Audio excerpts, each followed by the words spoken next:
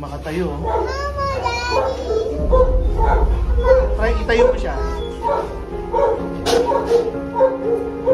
Isang magandang araw, mga boss amo. Masakit eh. Kung susumahin ko sa isang salita ang pag-aalaga ng giant dogs, ito ay ang salitang challenging. Lakad. Napakadami nilang pwedeng maging sakit mula sa pagkapanganak hanggang sila ay lumaki. At ang isa sa pinakamahirap ay ang sakit sa buto. Kabila. Yan, ayan. Bagsak nga ang paa, no? Hello, Kuya Kim. Kuya. Ngunit, alam nyo ba na ang pagiging lampa ng isang aso dahil sa kanyang weak pastern ay maaari pang maitama? Naku, tingnan nyo kung paano magtakad, oh. Ang challenging sa sakit na ito ay meron ka lang 1.5 taon mula pagkatuta upang ito ay maitama. At pagkatapos ng palugit na iyon, ay habang buhay nang dadalin ng iyong aso ang pagiging lampa.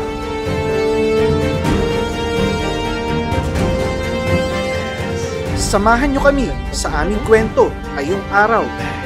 Ibabahagi namin ang aming karanasan sa pagsasaayos ng mga lampa naming aso. Ito mga boss, pag sinabing weak pastern, ito yung pastern, mula dito hanggang dito ng aso. Ayan, pastern yan. Kaya sinabing weak pastern, ganun yung case ni Kim na yung pastern nakabagsak. Ang term ko doon, lampa. Kasi pag weak ang pastern, ang pangit ng aso, di ba? Parang lampa talaga. Mic test. Okay, gandang umaga. Dala ko 6, dala ni Michael 3.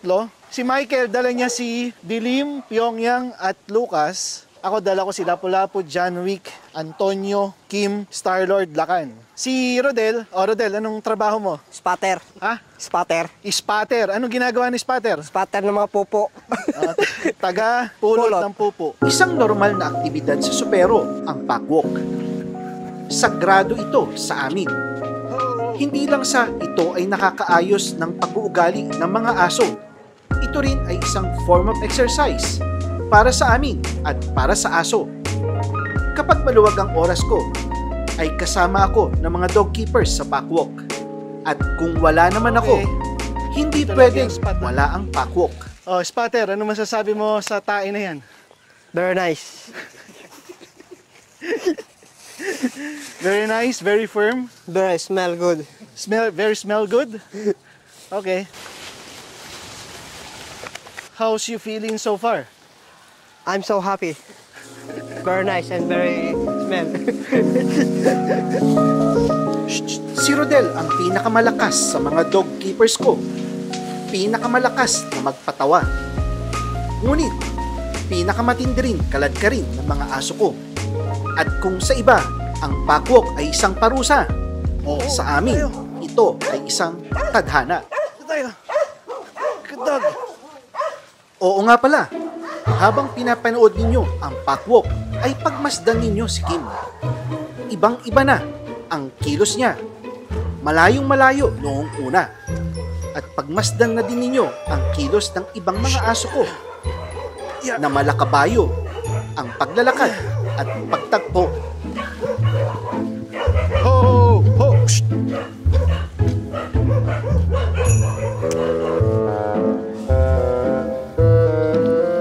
Si John Wick pa rin ang pinakamatangkad, followed by Kim talaga. Grabe si Kim, lapad na Pyongyang. Hindi pa ba bibigay ang leash mo? Yung supero leash, Araw-araw ba naman yung ginagamit, Putok na. Pero matibay pa, hanggang doon pa yan. Kumbaga, yung tahi niya, malayo pa, tsaka makapal. Kaya matibay. Ikaw na mag-walk? Sure? Go! Diba? Follow the leader. Okay, game. Ako dito, akong spatter. Sigurado ka, may guard doon, baka tirahin yung guard doon. May baril pa naman. Kaya natin, set. Ako naman yung spatter. Si Rodel ang, ang alpha. Alpha kokak. Bisa mo, Rodel! Ang pihira naman papunta na kay Kuya. Meron pa naman siyang baril, Oh. Tama, di makahinga si kuya, oh. Ayaw tumingin. Oo, ka lang. Oh. Ako na. Ba't ikaw ang minumok? Ang liit na lalo eh. Oh, kaya mo?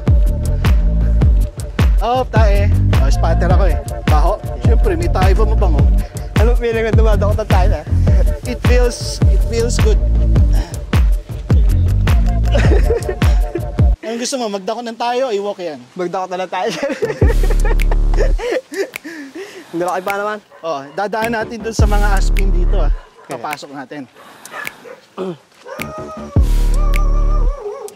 loko. Oh. Kaya? Basic. Basic. Basic. Tulong mo kulit eh, dalawa eh. Bata pa eh. Come on, come on, come on, come on, come on, come on.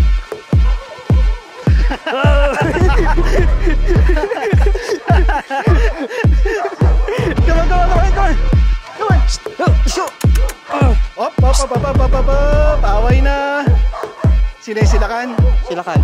Ice cream. Silakan. Op. Okay, okay, tuloy ka na, tuloy ka na. Op, op, op, op. Ang tatakma. Yan pa. Oh, isa pa. Isa. Op. Ang lakas mo, Rodel. Go. Up, up. Up. Stay. Hey. Hey. Okay, okay, okay. Oh. Nandadakot si Kim. Baka mamay, ikaw ang dakutin niya. Ako na. Kala na. Oh. Papagod ako. Oh, anong feeling? I'm so angry. Ano? I'm so angry. You're so angry? Gutom na ako eh. Ah, you're so hungry. Gutom na. Okay. Let's go. Go, go, go, go. Go. Yeah. Kikiraan po. Morning.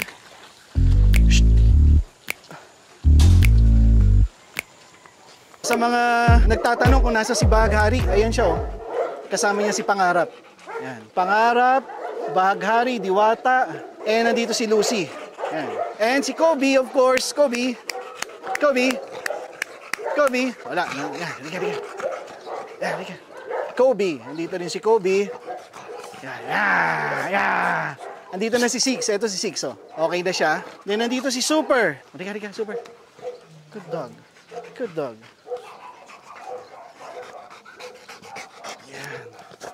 Yan, mamaya, away na naman yan sa ginagawa niyong dalawa. Okay, so ito si Bahaghari. Oh. Yan, tapos na yung heat niya. Ang tagal niya mag-heat, parang isang buwan nag-heat tong aso na to. Ayan, kasama na siya sa pack. So si Six at saka si Lucy, okay na sila. Magkalaro na ulit. Ligtas na sa sakit si Six. Yan, energetic na energetic. Pag-uusapan natin yung pastern. Sa giant dogs, karaniwan, meron at meron sa isang litter or sa isang batch ng mga puppies, meron at merong tuta na magkakaroon ng weak pastern. Si Kim ang pinaka-example namin ng weak pastern na tuta. Ala, sige, hukay na naman, Diwata. Anong hinuhukay mo, ha? Ano ba, may ginto ba dyan? Ha? May ginto? Ha?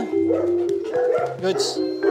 Sa mga forest dogs at sa mga aspin, bibihira akong nakakita ng weak pastern, pero meron pa rin. Meron din tayong isang kaso, yung kaso ni na B1 at B2, yung swimmer syndrome. Na-correct din natin. Tinan nyo yung itsura nila ngayon. Tinan nyo pa, kung hindi kami nag-intervene or wala kaming ginawa sa kanila, baka hanggang ngayon yung paa nila ganon, swimmer syndrome, at hindi sila nakaka-enjoy na magandang buhay. So ngayon, nakikita nyo yung paa, ayun ang ganda ng lakad, tuwid na tuwid. Ito rin. Ang pangit mo na, Bito. Parang ang literal na basahan. Ayan o. Tinan nyo yung paa niya. Tuwid din, di ba? O, ayan. Bahaghari, here. Yeah, good dog. Ganda ng katawan, no? Si Bahaghari, tinan nyo ang katawan. Matingkad ang kulay, firm, ibang-iba doon sa itsura niya noon nung bago ko siya kinuha. Alam nyo ba na ito ay kumakain lang ng 300 grams ng supero sa isang araw? Tipid. 66 pesos per day ang gastos ko sa pagkain ni Bahaghari. Diba? Goods. Si Pangarap nagtitrip. Ayan, di mo? Ito ay isang aspin, ito ay isang forest dog. Halos pareho lang no? Baka nga forest dog ka rin Or baka aspin si Pangarap. Ayan, o, tinan nyo. Oh, si Diwata, talagang submissive siya na aso. Yan. Yan. Hello. Asmus. Labas na labas ka. Ay, Buhawi, halika dito. Halika, Buhawi. Is ka lang? Ha? Kamusta ang buhay-buhay? Kamusta ang buhay? Buhawi. Kunin mo, Adel.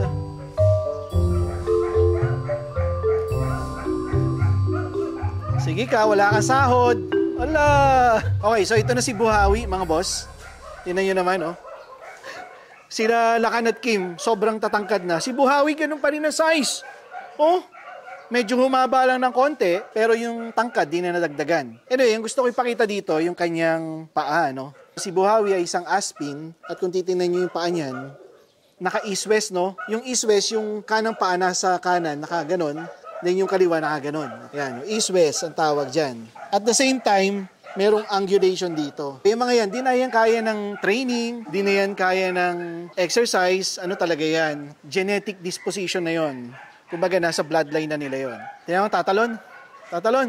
Tatalon. Yun! Galing ah. Sino to? Gwapo. Hindi na kita nakilala. Kala ko sila kang ka eh. Ito yung mga tips namin para ang aso nyo ay hindi maging lampa, para maging maganda, matipuno at astig. Tip number 1, ilakad nyo ang aso nyo araw-araw. Mga 30 minutes, pwede na yan. Ang paglakad kasi ng aso is a form of exercise na makakatulong sa muscle development at sa bone development ng inyong mga aso. Okay mga boss, so update lang kay Bullet, yung kanyang hotspot. Aray ko. Tuyo na oh, di ba?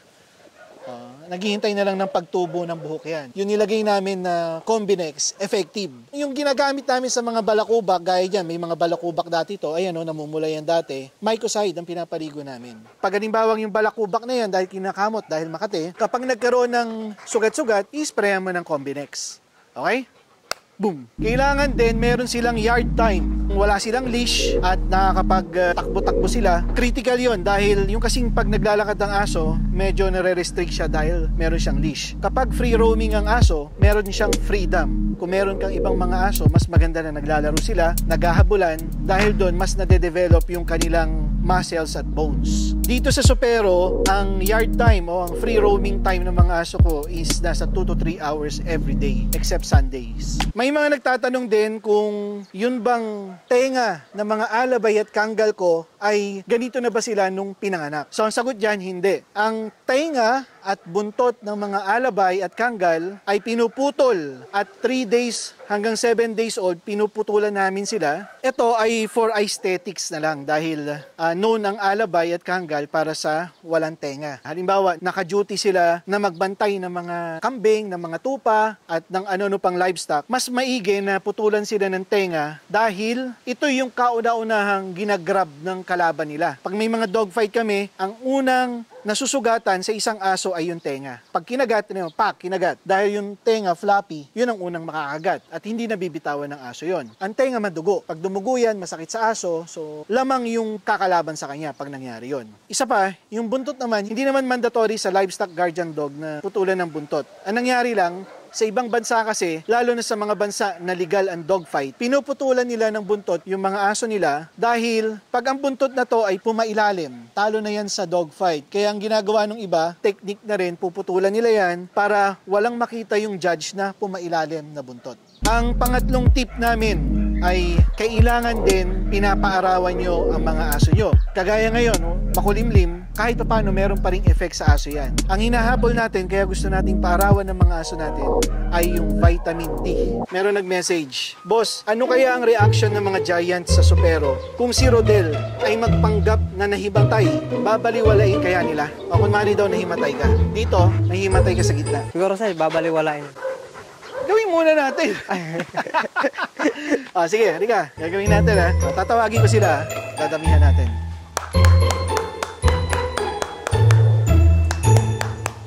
Tatawagin natin yung mga aso. Yan Ang asan agad